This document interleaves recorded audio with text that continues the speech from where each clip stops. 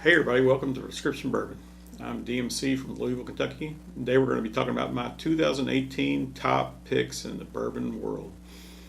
Let's get into it.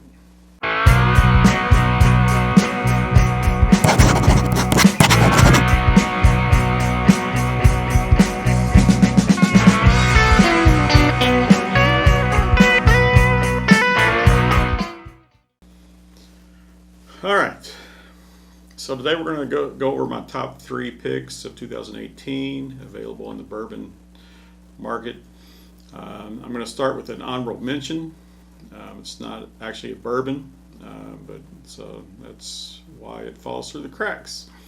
So my 2018 honorable mention is going to be Michter's US 1 small batch American whiskey. Now, let's give it a pour, let's give it a nose. Michter's American whiskey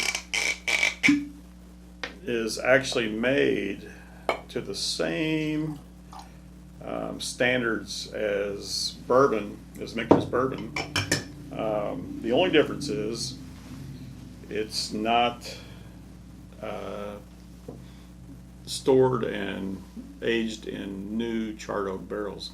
What Michter's does is they reuse bourbon barrels for their American whiskey. So it's basically the same distillate as Michter's bourbon. It's just going to be aged in reused bourbon barrels. They don't say where they're from. They're probably their own barrels, but they could be from other places to fit their flavor profile. But this guy definitely has a different flavor than their bourbon, and I really enjoy it.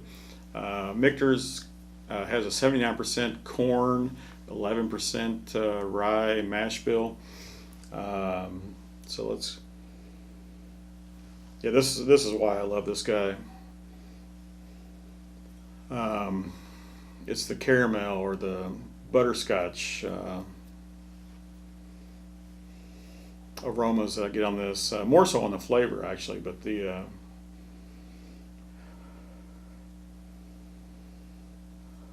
very similar to bourbon notes as it should be.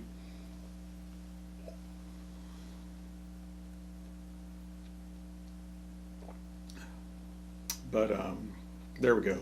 It's that flavor. It's that caramel bomb. The butterscotch. It's a flavor profile that I really enjoy.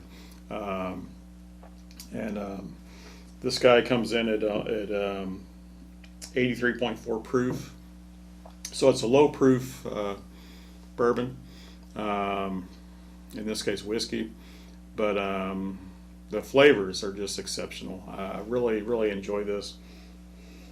Probably wouldn't use it in a mixer or in a cocktail, but just to sit and sip, this guy's flavor is wonderful. All right, so Michter's American whiskey, that's my honorable mention for 2018. All right, so let's continue on. Coming in third for my top bourbons of 2018 is going to be Jim Beam Distiller's Cut. Now, Jim Beam Distiller's Cut was actually released in 2017. It is a limited release. It comes in at 100 proof. It's non-chill filtered, aged 5 to 6 years. The barrels, according to the label, are hand selected by Fred Noe. So this is basically the same juice that goes into Knob Creek, goes into Booker's. Fred Noe is the one that picks up the Booker's bourbon. Knob Creek's obviously aged a little longer, 9 plus years.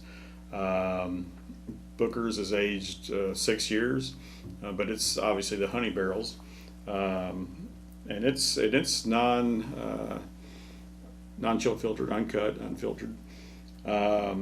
So this is kind of, in my opinion, it's like a Booker's Junior. If you can still find it, I can still find it. Here in 2020, it's still on the shelves, various places. Wonderful, delicious bourbon, great mouthfeel. Like I say, it's 100 proof. It's got that Jim Beam flavor going on. Really enjoy it. Really enjoy it. So that's my number 3 pick for 2018. All right, my number 2 pick for 2018 is going to be Henry McKenna single barrel 10-year bottle and bond. Wow, that's a mouthful. All those specs are hard to find on. I don't think you can find them on any other bourbon or whiskey out there. It's obviously it's a single barrel. It's aged 10 years, and yet it's a bottle and bond bourbon. Like I say, that's quite a feat there. Now, being single barrel, every bottle's going to be a little different, or every barrel's going to be a little different. So if you obviously get bottles from the same barrel, they should be the same. But if you get bottles at different points in time, they're going to be from different barrels. They're going to be a little different. And I'll tell you, the first bottle that I had of this in 2018 was phenomenal. It had the most distinct black pepper taste that I'd ever come across in a bourbon or whiskey.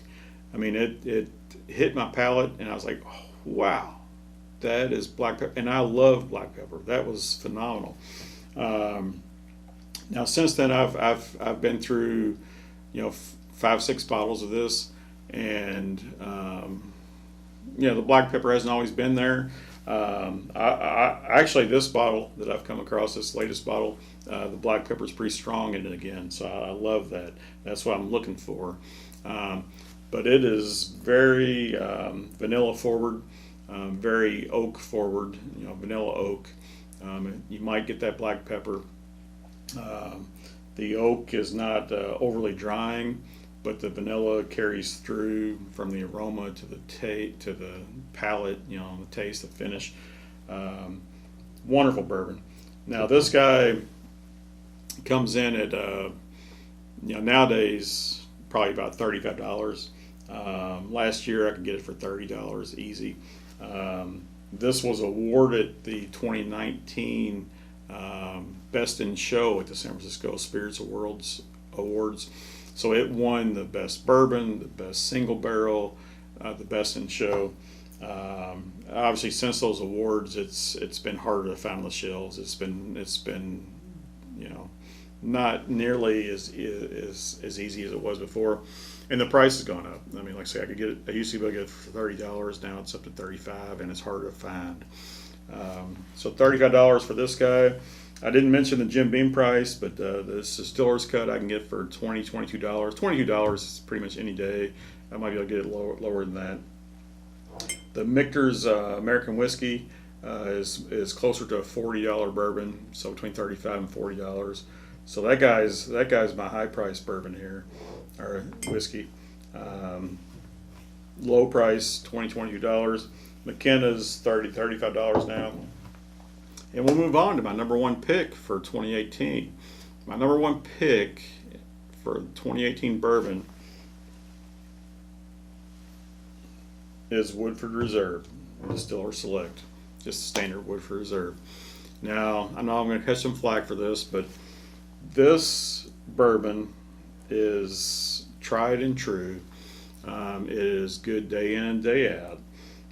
I've been doing whiskey tastings, bourbon tastings here for my friends and family for the last couple of years, and this guy repeatedly wins. Whenever I put him into a flight, I don't care if it's a bunch of high rye bourbons, if it's a bunch of high proof bourbons, if it's whatever it is. Single barrels, whatever. This guy repeatedly wins out. Now, they might be my friends and family that are doing that, but I have to agree.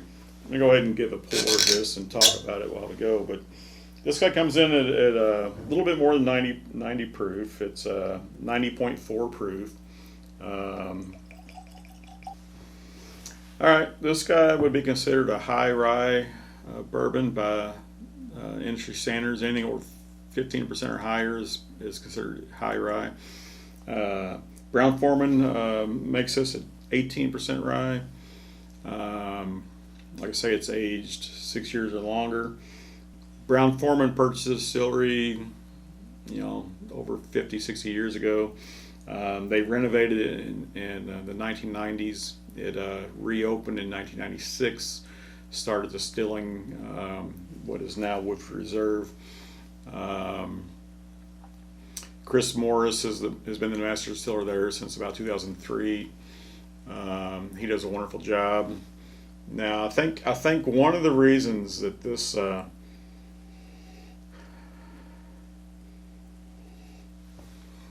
does so well with my friends and family and other people is it's just a well-rounded bourbon. I mean, it is it's 90 proof, so it's not it's not too weak, it's not too strong, it's not overpowering, but the flavor profile on it is, from what I've read and heard, is designed to just not have any spikes in it. So I mean, it has your sweetness, it has your vanilla, your caramels, your oak, but none of them are too strong. None of them stand out as overpowering. Now that might be why some people like certain bourbons over others. They might like the oak, or they might like the caramel or the sweetness. I tell you, Woodford Reserve, it's very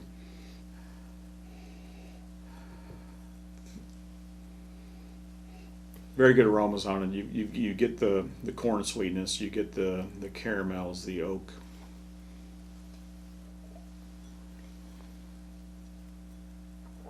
Goes down very easy. You get those flavors on the palate, on the tongue. You get the sweetness, you get the vanilla, you get the oak, but none of them are overpowering. It's a delicious bourbon. All right, so this is my top #1 pick for 2018. I think anybody can enjoy this. It's not overly complex, but it's everyday delicious. Can't go wrong with Woodford Reserve.